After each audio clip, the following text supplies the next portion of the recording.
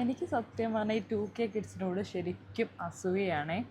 കാരണം പറയാനാണെങ്കിൽ 90 കിഡ്സിന് സത്യം പറഞ്ഞാൽ സമ്പാദ്യമൊന്നും ഇല്ലയെന്ന് മാത്രമല്ല, അവർക്ക് പെരുത്ത കടങ്ങളും കൊടുക്കുകയാണ് അവരുടെ പാരൻസ്.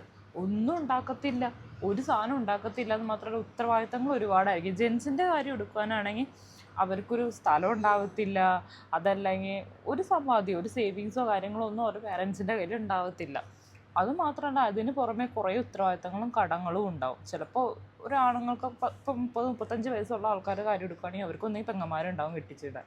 അതല്ലെങ്കിൽ ഈ സ്ഥലവും നിലവും എല്ലാം കൂടി പണയം വെച്ച് അവരെ ദൂർത്തടിച്ച് ജീവിച്ചിട്ടുണ്ടാവും ഈ പാരൻസ് എല്ലാം. അപ്പോൾ ഇതിൻ്റെ എല്ലാം ബാധ്യത ഈ പറയുന്ന ഈ 30 അല്ലെങ്കിൽ 35 വയസ്സുള്ള ആണുങ്ങളുടെ പേരിലായിരിക്കും. അതല്ല, ഇനിയിപ്പോൾ പെണ്ണുങ്ങളുടെ കേസ് എടുക്കാനാണെങ്കിൽ 20 വയസ്സായാലും 28 വയസ്സായാലും 30 വയസ്സായാലും ഇവർ ഒരു രൂപ പോലും ഈ പെൺകുട്ടികൾക്ക് വേണ്ടി കരുതി വെച്ചിട്ടുണ്ടാവില്ല. വെറുതെ എങ്ങനെയോ വളർന്നു, അത്ര മാത്രമേ ഉണ്ടാവത്തുള്ളൂ. എന്നിട്ട് ലാസ്റ്റ് കല്യാണം കഴിക്കാറൊക്കെ ആകുമ്പോൾ പറയും, അയ്യോ ഒന്നും കണ്ടെത്താൻ പറ്റിയില്ല. കാരണം അങ്ങനെ അവർ അടിച്ചു പൊളിച്ച് ജീവിച്ചു, ഇവർക്ക് വേണ്ടി ഒന്നും കണ്ടെത്തിയിട്ടില്ല. അപ്പോൾ ഇവർക്ക് എന്താ ബാധ്യത എന്ന് വെച്ചാൽ ഫ്യൂച്ചറിലോട്ട് ജീവിക്കാനുള്ള എല്ലാ തുകയും കണ്ടെത്തണം. അതുമാത്രമല്ല, ഇവർ ഈ പാരൻസ് ഉണ്ടാക്കി വെച്ച എല്ലാ ബാധ്യതകളും തീർക്കേണ്ട ഉത്തരവാദിത്വം കൂടി മക്കളിലോട്ട് വരുവാണ്. പക്ഷേ ഇപ്പോഴത്തെ 2K കിഡ്സിന് അങ്ങനെയൊന്നുമില്ല.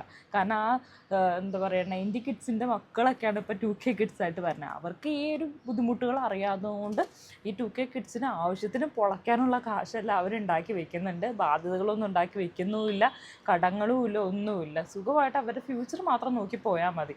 അത് ശരിക്കും ഒരു അനുഗ്രഹമായിട്ട് എനിക്ക് തോന്നുന്നുണ്ട്. സത്യം പറഞ്ഞാൽ ജനിക്കുവാണെങ്കിൽ 2K കിഡായിട്ടാണ് ജനിക്കേണ്ടത്.